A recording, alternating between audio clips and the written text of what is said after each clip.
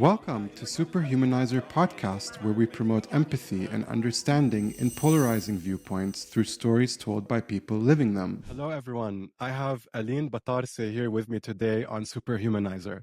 Aline is Executive Director of Visualizing Impact, the organization behind the hugely impactful work of Visualizing Palestine, which raises awareness and understanding of the lived Palestinian experience using research-based creative storytelling to address the root causes of oppression in order to shift the narrative and enable people to envision a free Palestine. She is Palestinian American, a community organizer and development professional. She has extensive fundraising experience working with international and Palestinian nonprofits aimed at advancing human rights and equality for individuals and communities that experience systemic discrimination. She has close ties supporting many civil society organizations in Palestine and in the US. She has a master's degree in law and diplomacy from the Fletcher School at Tufts University. She supports Al-Shabaka, a Palestinian policy network, in its commitment to bringing Palestinian voices, knowledge, and experience to policy analysis and strategy. She's also a writer for Mondoweiss. Of course, when I started looking for awesome superhumanizers for this podcast, the first place I went to was Visualizing Impact, and I was so fortunate to find you, Aline. You truly are a shiro.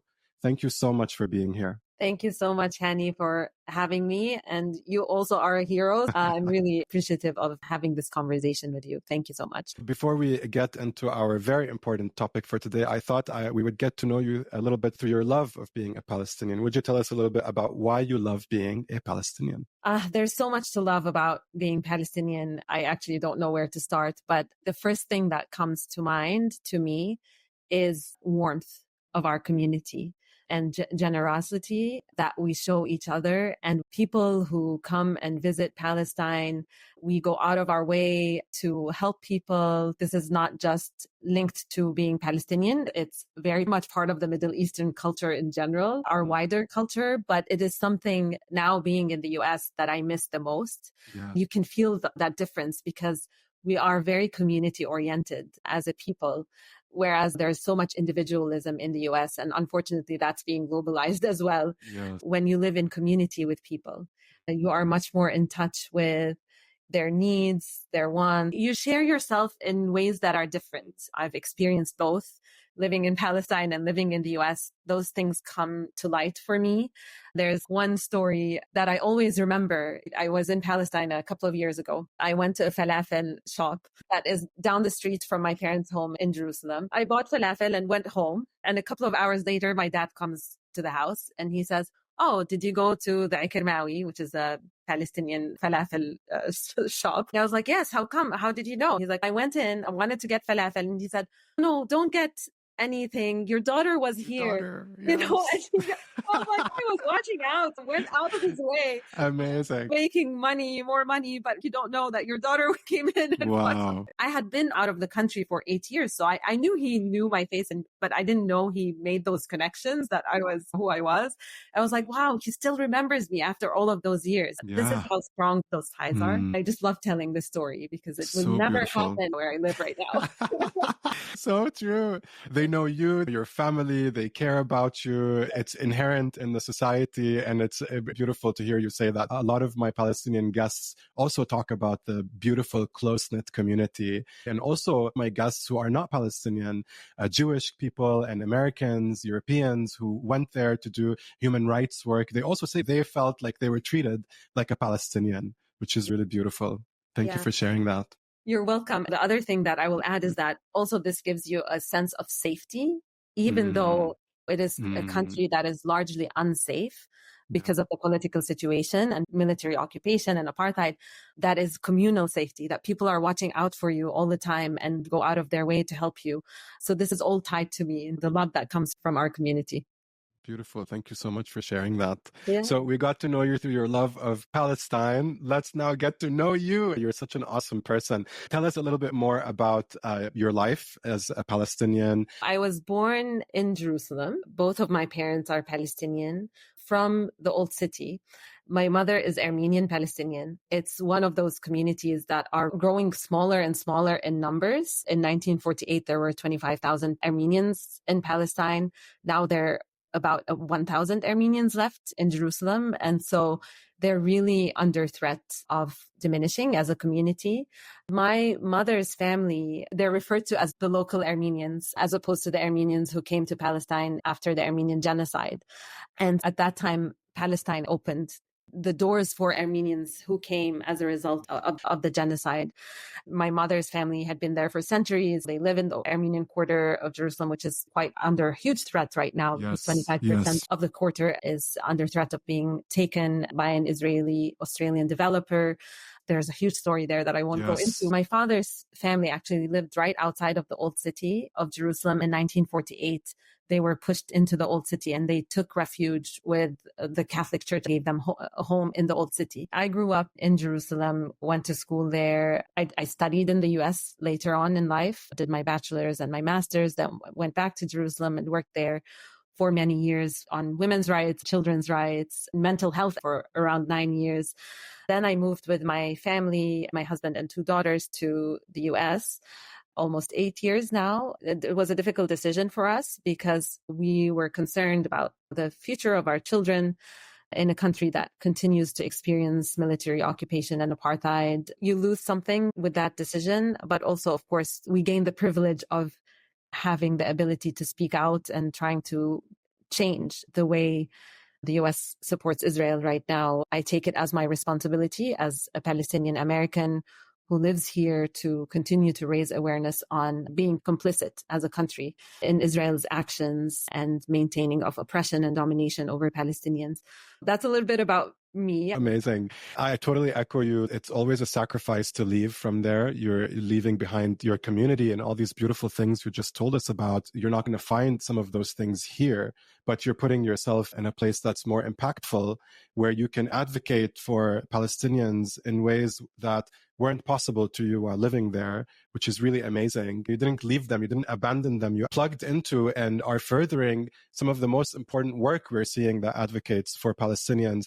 I see work from Visualizing Palestine everywhere across social media. I've also learned so much, these infographics. How can you learn so much about all this data in one infographic? It's so well studied. You guys put your heart and soul into it. There's a lot of work in the background. Would you tell us more about Visualizing Palestine, how you ended up there, and the mission of the organization? I joined Visualizing Palestine 2 years ago as executive director.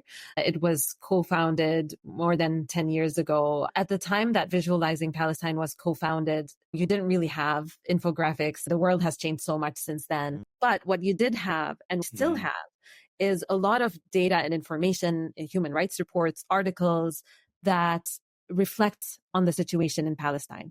There is no scarcity of material out there that brings to light all of the system of oppression that Palestinians live under. What the co-founders wanted to do with Visualizing Palestine is to really shed light on the data that already exists in ways that are visual, that people can relate to, because many people are not going to read hundreds of pages of reports unless you're working in that field. If you're a researcher, you're writing an article or an academic paper, you're not going to read all of those reports. So they wanted to make the data accessible to people who are visual learners. There's just so much data on Palestine. You want to make it relatable. Some infographics use day-to-day things that people can relate to, not just bring in the data, but bring in the stories of Palestinians and their lived experience, making it relatable to people who might not have had that experience.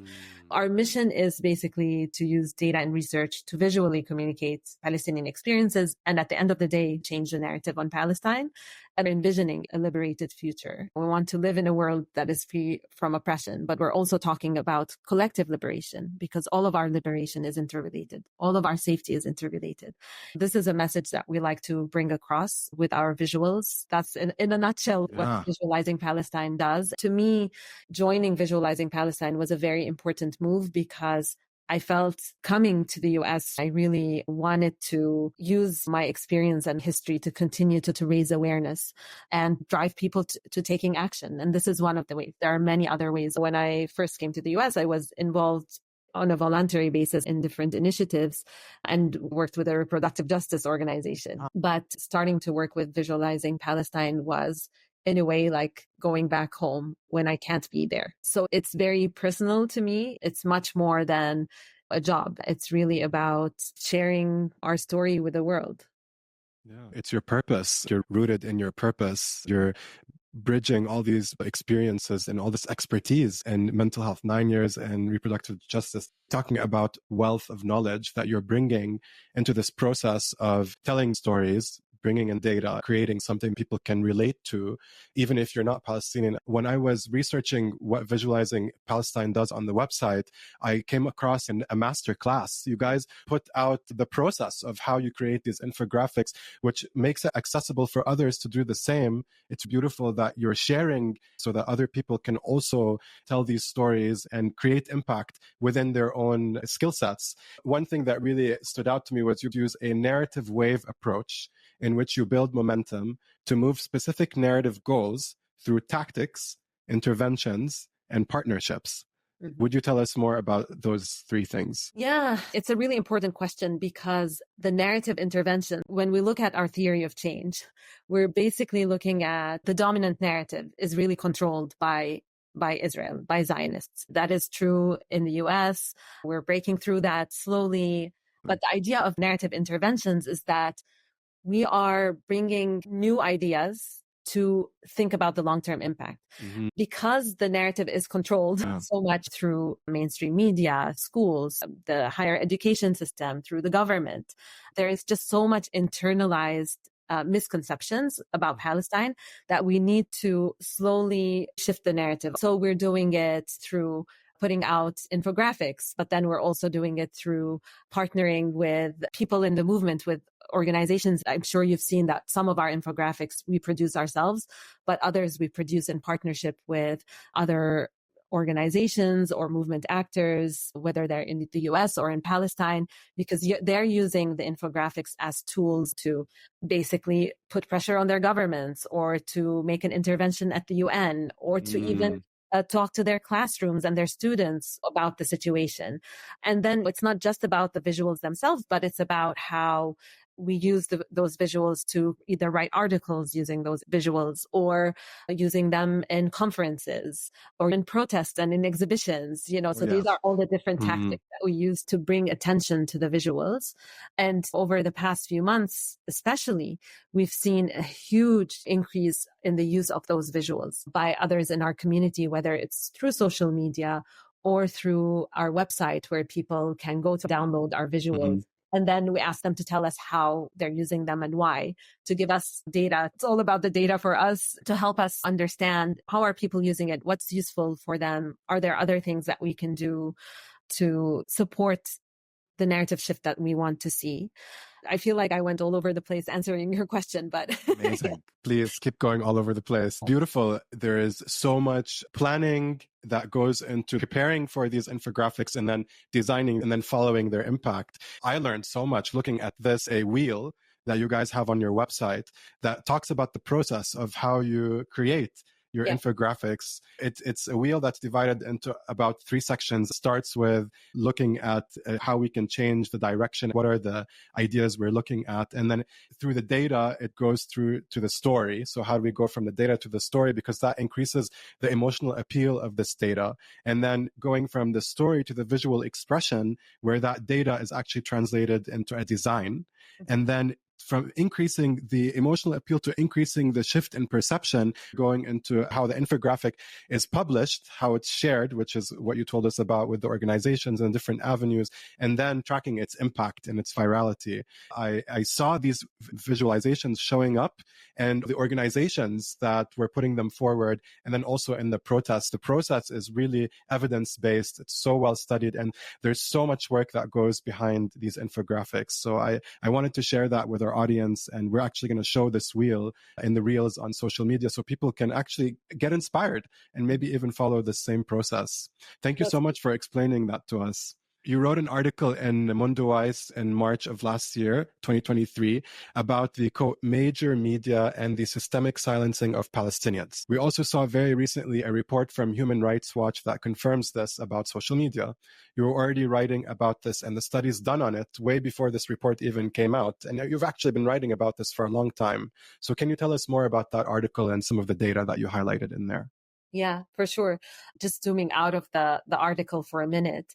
Typically, on a yearly basis, we decide what the priorities for the themes and the stories that we're going to tell that year. In 2023, we decided that one of the themes was going to be freedom of expression. And freedom of expression is such a wide topic. The reason we wanted to focus on it is because people are speaking out more, because we have more access to non-traditional forms of media, which includes social media. We've become louder, right? And during the Unity Intifada in 2021, I remember Fox News basically said that we won the social media war because Palestinians were able to access an avenue that is typically not accessed by us. Our voices are silenced.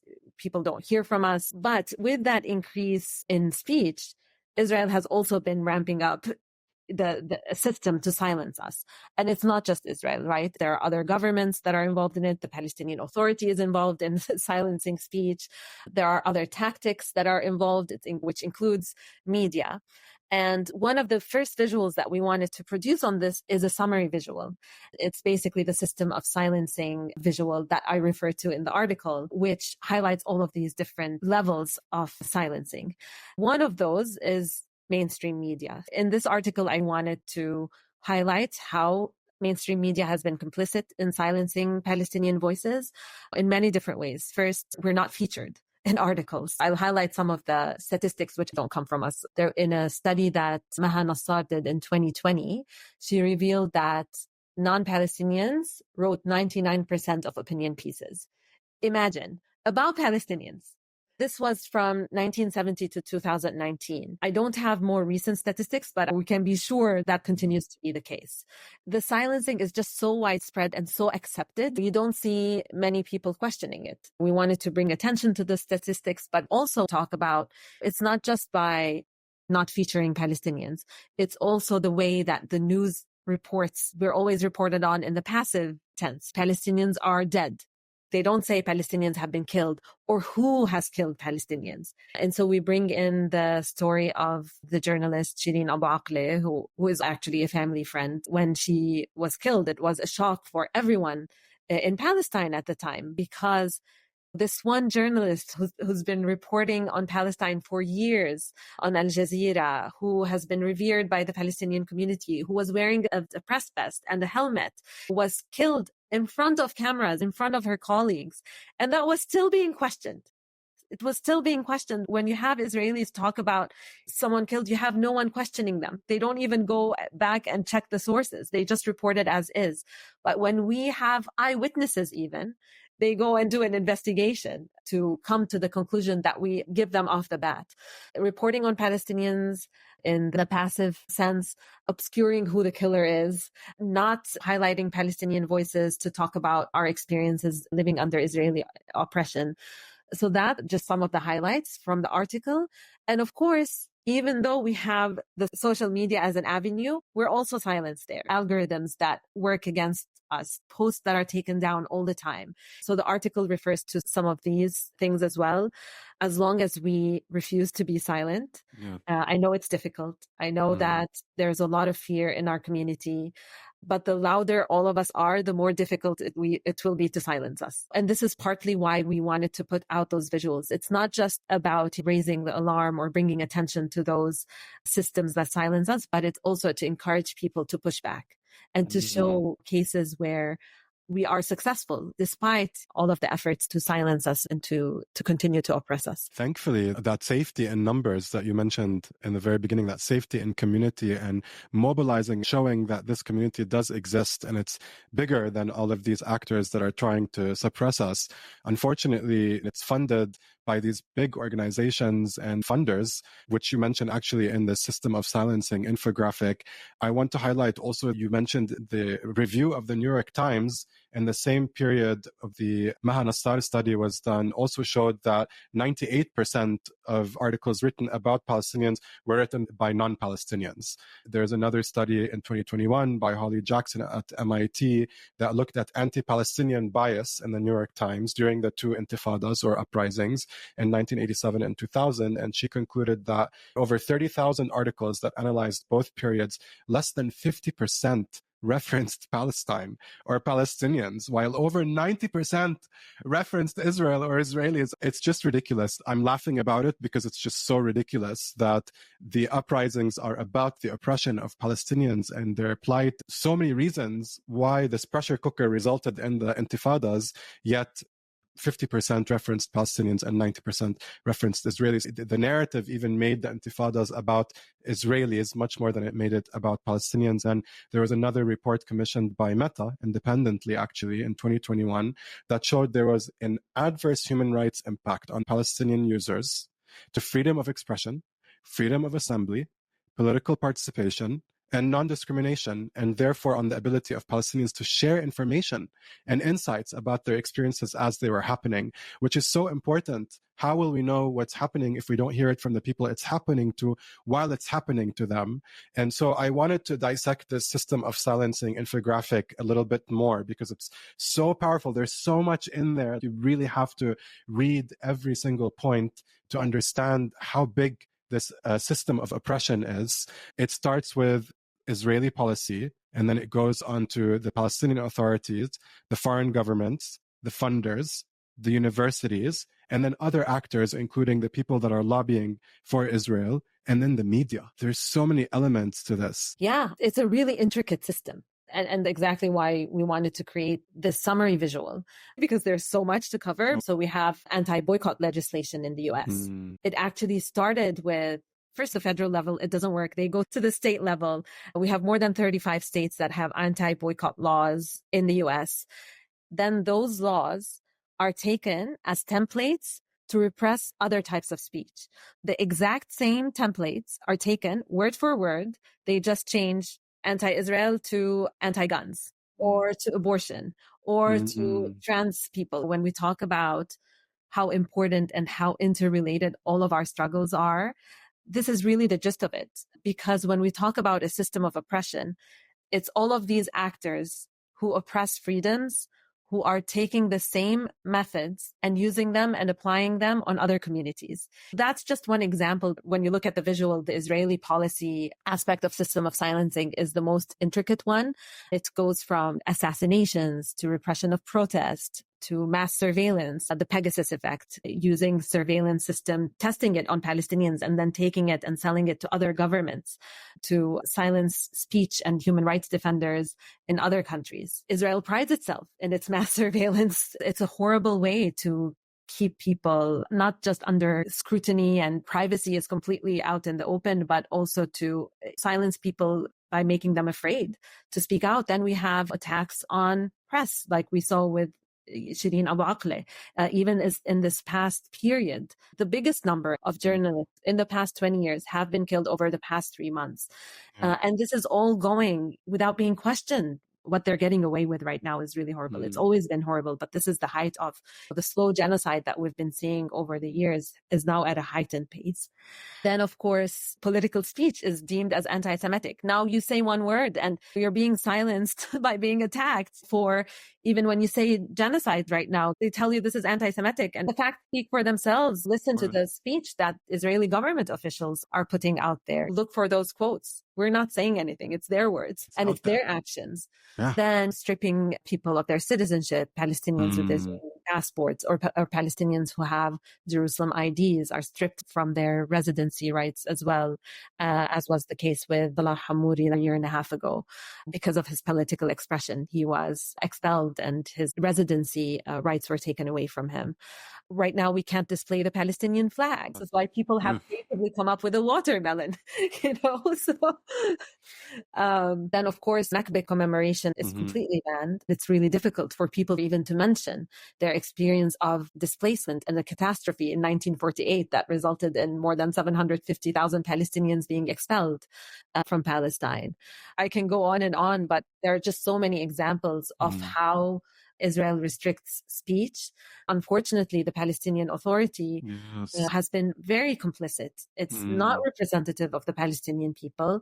We call them the subcontractors of Israeli occupation in the West Bank, because they use their power to suppress dissent, whether that's on social media or in the streets. People are arrested all the time. So it's very unfortunate, the role that the Palestinian Authority plays to suppress their own community. Then we look at foreign governments. Germany is a case in point. Germany. What is going on, Germany? I know. Did you not learn from your past? What is happening? Yeah. Exactly. Suppression of protest. People cannot use the Palestinian flags as well. There's so much happening in Germany. And unfortunately, this shows that there has been no lessons learned from history. And there is racism towards the Palestinian community. I can't think that it's just guilt, Holocaust guilt, but it's also bigger than that to me. There's something striking about that. Our goal audience is people in North America and in Europe because those are the impactful countries right now on the Palestinian cause. Unfortunately, they're more impactful than the Arabs and Palestinians themselves. Every time I promote our reels in Germany, the comments under the reels are just some of the most racist comments I've ever seen towards Arabs in my life. It was really striking because I've been to Germany many times. I actually considered living in Germany myself before I decided to live in America. Now, looking back, thank God I didn't make that decision because I didn't realize how much racism there is towards Palestinians and Arabs until I started reading these comments. Yeah. There's just so much. It's so ingrained. It's really shocking to me that, again, there is no learning from that history, but they've played a role in other genocides as well. It's disappointing that this hasn't evolved over the years, but it's not the only country by any means. Yes, that's right. We see suppression, obviously, in the US as well, in the UK, in other countries by government officials. Their statements and their inaction just speaks louder than anything else. And they're exclusive for Israel. Then there's a whole other beast of funders and how they're involved in maintaining the status quo and suppressing political speech in Palestine. Because before the Oslo Accords, the Palestinian civil society was quite involved in the liberation movement and had a big role to play in providing services and supporting the community. But once the Oslo Accords happened, there was a shift because of funding in the way that Palestinian civil society exists. And it became quite controlled with the types of projects that they can implement, what they can say, what they can't say, censorship of words. They can't say Nakba, they can't say occupation, the reports and the proposals that you write to funders. There's also the type of projects that you implement. If you want to do peace building projects, which means basically normalization projects with Israelis, that is encouraged. But if you want to do a project that focuses on human rights and exposes Israeli policies, that's not accepted. So a lot of those agendas were imposed on Palestinians. And then with the recent situation in Gaza, we actually saw an amplification of that. So you see the Americans and European governments giving more money to Israel militarily, while at the same time, because a lot of the funders are European funders, but also American funders to Palestinian civil society, a lot of them have stopped funding very important Palestinian organizations, including in Gaza, where their work is needed the most and they're in most need for support. But again, it's one of the ways to shrink Palestinian civil society. And then in addition to that, they've introduced all those anti-terrorism laws where Palestinian civil society has to sign a clause that says that they're which is fine theoretically. But what they're doing is they're actually imposing a mechanism to monitor and report on people within their own community, to police their own community and their engagement in political activity. So it's a very intricate and horrible way to silence society. It's one of the ways that was not talked about as much because it's not as obvious as some of the other ways, but it's a very important system that has become part of this larger system to suppress dissent and, at the end of the day, self-determination for Palestinians. We refer to the universities, the Israeli lobby and their role. They work in concert with the government using lawfare and threats. A lot of people are afraid that they'll lose their jobs because they're monitoring what people say and do. Smear campaigns, we will be working on that topic as well in upcoming months, conflating criticism of Israel with anti-Semitism. So people are afraid to say anything about Israel. There's a website called the Canary Mission, which, one person that I'm going to be interviewing, I Googled him and then the first thing that popped up is Canary Mission. You would think that his LinkedIn would pop up first or all the amazing stuff that he's done, but no, the first thing that popped up was Canary Mission. And I'm like, oh wow, what is this? How interesting that this person is on this website. And I open it up and it's a smear campaign, and there's so many people on there, doctors and researchers and people that are respectable people in society that are being shamed in this way. It's really striking, and it shows up first. So there's obviously a lot of investment that goes into how the search engine works for that to be the first thing that pops up when you Google these people. Yeah, exactly. They do this intentionally. We have university students whose photos were being taken. Yes. And I don't know if you heard about this, but with trucks going around saying this student supports Hamas or this, which is completely not true. Not true. Yeah, so it's just a really horrible way, and it's scary. It's very scary, and of course, especially for younger people, they completely lose their privacy, but they're also getting threats. It's a very dirty game, and it really impacts people. We've seen so many people lose their jobs at the university level. So many students for justice in Palestine clubs have been suspended. So there's just a huge impact on our ability to speak about our real experiences as Palestinians. And unfortunately, that becomes the focus when our focus is really on ending the current genocide and ending the system of oppression against Palestinians. It distracts us from what we're actually trying to do. They put all their resources and power into this. At the same time, we see people that are refusing to accept. Thankfully. Yeah. Thankfully, I really feel like it's in large part because of the work you're doing and how it connects to other people's work and empowering us with data and actual science behind what's happening here. Thank you so much for going through each of these points on this infographic. There's so much more even behind each of these headlines that I just learned listening to you. And I'm sure that volumes of books can be written about this system of silencing. So I want to thank you for really taking the time to dissect this infographic for us. There's another infographic that I thought we could talk about. It's not as heavily science filled as the one we just talked about, but it definitely is very emotionally charged. You placed an ad in the New York Times, which is a representation of the too many children killed. On the Visualizing Palestine profile, there's a whole animation that goes with it that I didn't even know about until I went looking for it. Very chilling animation, creatively brilliant, emotionally torturous, where you're walked through a crowd and it tells the stories of these children as you're walking. And in the end, it says, they're not just numbers. Stop the genocide appears written in English, Arabic, and Hebrew. So powerful. What went into making that and putting it into the New York Times?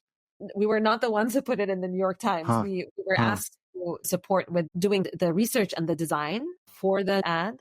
This is the first time that we actually do anything like this. We've had visuals for billboards before, but this is the first time that we actually support with placing an ad. We did that back-end work, which is the research and the visualization. So the silhouette of the child, those figures within it, actually a number, I think it was 6,700 people killed in that ad that was placed back then. And the figures in that silhouette are that exact number. So the data is also correct in that particular ad. Since then, we've integrated that silhouette in other visuals. So you'll see at the animation, you cannot update a silhouette with this many numbers. This is part of the challenge of just how horrific the conditions are right now, is that you can't even keep up with the numbers and reflect them in a visual or even update a visual like this with the numbers. There's always aspects of the work. There's the idea, but then there is how are we going to represent this idea? What will speak to people? That's the creative process that comes with what statement we want to make. We really wanted to show the numbers and evoke the emotion with so many figures within that silhouette, but then also refer to the stories behind those numbers. And because there are so many stories, we zoom into some of them. In the New York Times ad, we have some of the stories of the people. And then in the animation, you will see that we just focused on the children. We focused on the numbers of people killed. And then we zoomed into 40 of the people killed have been children so far. We talk about some of their stories, how some of them are also babies who have not even had a chance to realize their dreams, who have been killed before daring to dream. There's always this aspect of we want to bring life to the data and we want to shed light on what it means to be Palestinian and a Palestinian in Gaza right now. What does it mean to be a Palestinian child in Gaza right now. We've done several things on this particular topic, and I would encourage people to check out the visual that talks about 6 Wars Old, which has a huge focus on mental health and how children who are 16 years old right now in Gaza have gone through 6 major assaults and what that means to them, both in terms of killing childhoods, but then also to live with the trauma of going through 6 assaults within your lifetime if you're 16, or even as a child living through the conditions right now in Gaza. The other visual that we worked on was on buses. We reflect the number of buses that it would take to carry the number of children that have been killed. We talk about 177 buses that should have carried the children that are killed today to school, who also not going to school and who are prevented from living their childhoods and experiencing life the way children should, wanting to not only bring attention to raise awareness around the situation of Palestinians, but also move people to take action, to take those visuals and use them as educational tools, awareness tools, to be compelled to do something about the situation. We all have different roles to play. We can talk to our neighbors, our colleagues, write to the newspaper. We can certainly write and call our Congress people if people are based in the US. This is the least that people can and should be doing because it's really not that much effort to put in, but it has potentially a huge impact. Speaking out at schools, at universities, all of this is important. We want people to take action at the end of the day, and we want to also document what is happening. It's both a privilege and a responsibility because we are witnessing what's happening in Palestine and we are archiving it because we're hoping that one day we won't have to anymore. Yes, you know, the idea is that we will have those historical records, but we want to reach a place where we're all living in freedom. I interviewed the executive director of UNRWA USA, and she talked about planned obsolescence, where one day we don't want this anymore. We don't want to talk about these killings and the genocide and visualizing Palestine. One day, maybe we want to talk about how to build Palestine again, or how to create more intersections between civil society, to move from the narrative of occupation, apartheid, genocide, etc. Hopefully, one day, I really hope so.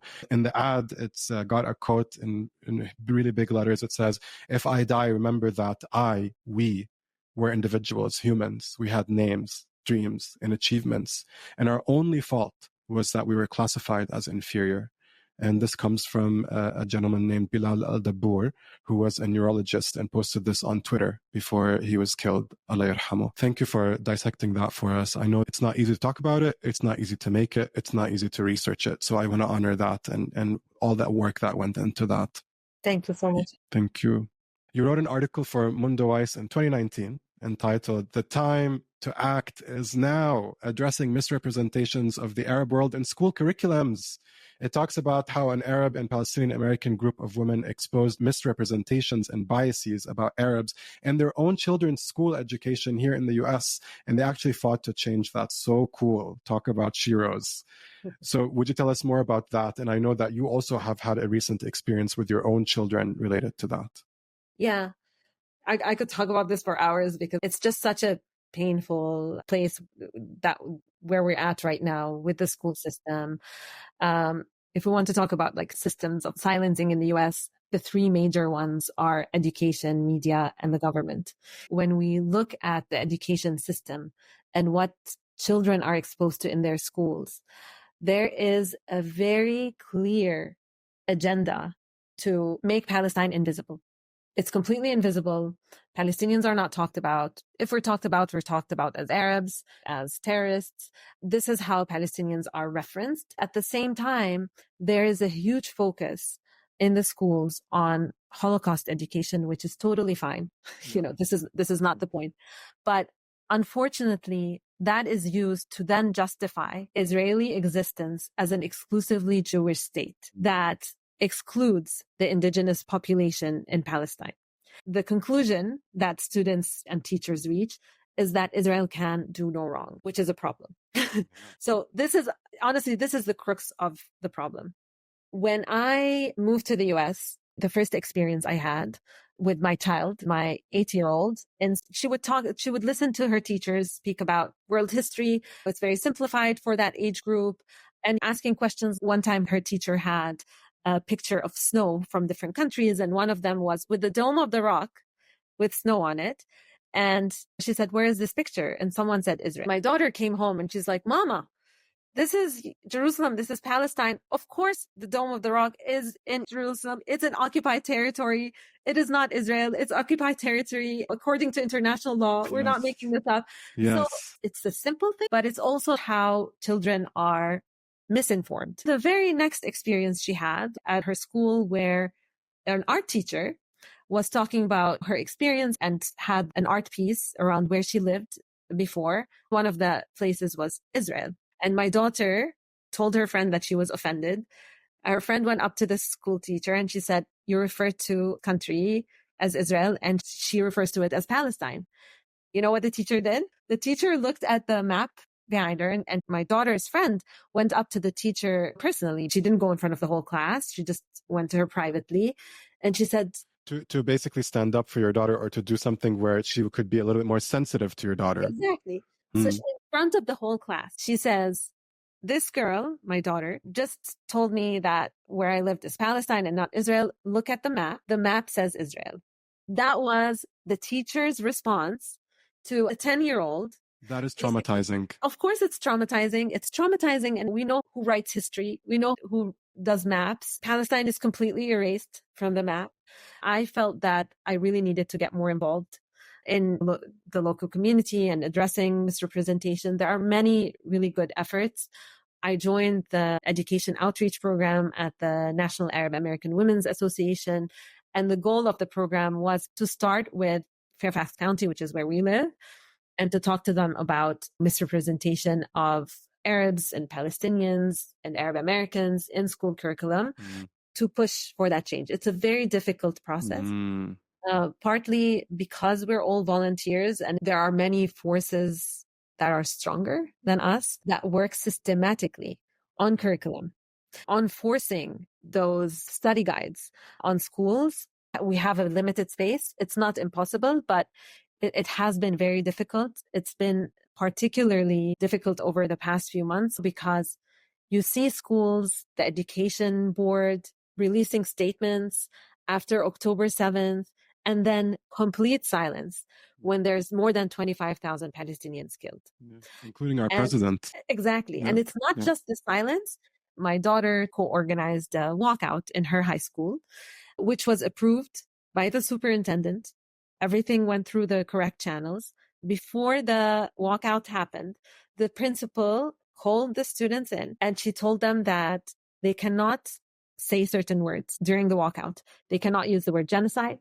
They cannot use the word siege, the word apartheid. She said that these are hate words and that there are students on the school campus that are offended and parents that are afraid for their students' safety by our students using those words. So it was a long battle with the principal. I had a discussion with her. A lot of drama happened around this and a lot of trauma, to be honest with you, happened. Of course. The students were trying to do something to stop, to put an end to the genocide. They want their words heard.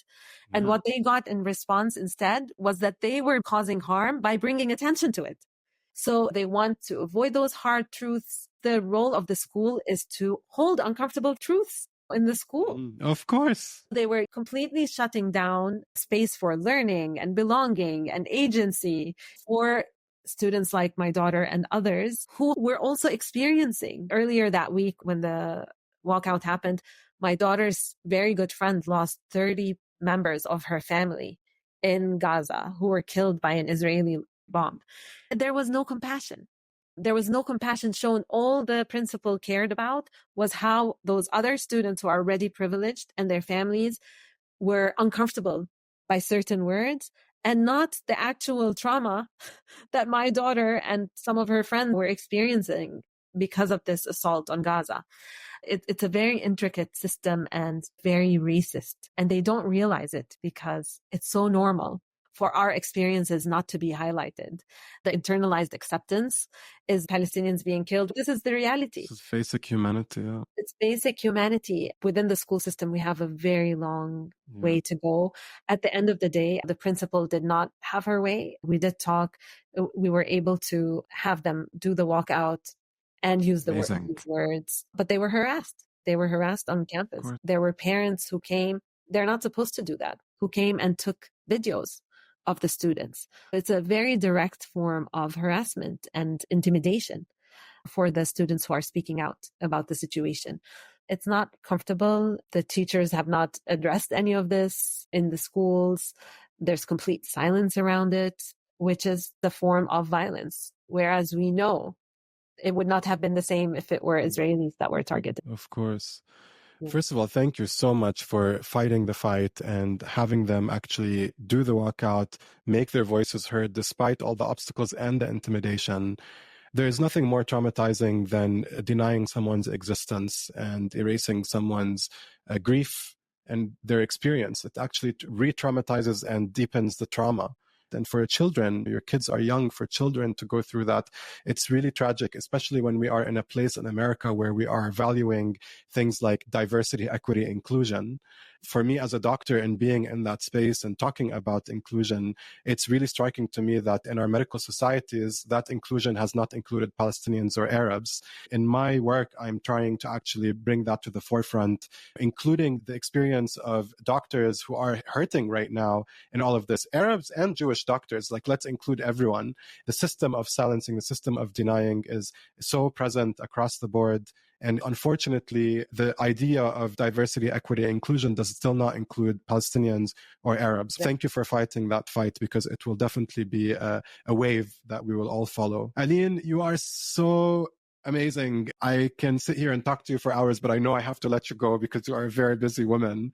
I have two more questions for you. What is your advice for people that are organizing for social justice causes, and how can they use Visualizing Palestine in their efforts? That's a great question. I think I referred to this a little bit earlier, but obviously I think it's very important. And I'm seeing how other people or other social justice groups who are not necessarily focused on Palestine have been bringing Palestine in, because we all realize how interconnected our struggles are, from the Black Lives Matter to indigenous groups, to reproductive justice groups, to environmental justice. We make those connections, but we're also seeing those groups really working with us. And it's so important because we won't be able to reach anywhere if we don't work together, and our efforts complement each other. So that's really important. And we're so appreciative, even with South Africa bringing the case to the ICJ. That's a huge example of that historical solidarity that we've had with South Africa. And who better understands apartheid than Africans? Seriously. All of this is really important work and connections that are being made over the years. Our visuals are out there to be tools that are used by anyone, but especially social justice activists, but not only educators, students, anyone who wants to learn, who wants to educate about Palestine, and who wants to use the visuals to take action. Our visuals are available on social media, but they're also available on our website. So people can always use to share, to download for many different reasons, for protests, for exhibitions, for papers that students use in research, for educators who use them in classrooms. Every visual that we create on our website has a link that takes you to the sources that we use to create that visual. Anyone that wants to learn more about the data behind each visual can actually dig in more, because the visuals are windows into those larger topics. So there's always so much more. We're actually launching a new website over the next month. It will be even more accessible and have more functionalities that people can use. I hope that's helpful information. Oh, yeah. Oh, yeah. It really is an encyclopedia of human rights for Palestinians, for Arabs, and for this intersectionality of liberation. I really love how you brought that up. We're not free until we're all free. I love that you highlighted that. It's so important for us to connect our liberation efforts. Yeah. Yeah. To end our time together, dear Aline, would you share with us something that's been helpful to you navigating this time of conflict, maybe a piece of writing or stress management practice or anything else that's been helpful to you? Thank you.